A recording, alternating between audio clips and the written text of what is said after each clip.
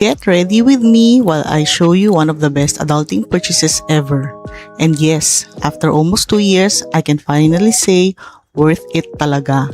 This is my Dyson Airwrap, a gift from my husband back in June 2024, and hanggang ngayon, gamit na gamit ko pa rin.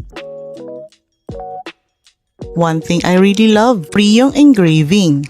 So pinalagyan ko ng Cindy with a heart, and of course, I chose the pink ceramic colorway because it was the newest color available at the time. Fast forward to 2 years later, mukha pa rin siyang bago, and performance-wise, wala pa rin talaga akong reklamo.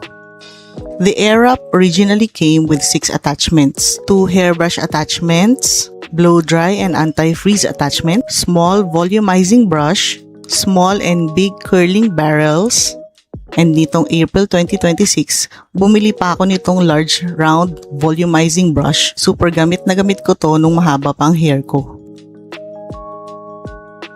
Before styling, heat protectant muna. I'm using the Tresemme Heat Protector because aside from protecting my hair from the heat, it also works as a leave-in conditioner. Then once a week, I use Color Wow for that extra shine. Totally optional, pero personally, favorite ko talaga yung finish niya. And for my settings, I always use the medium heat and the highest airflow.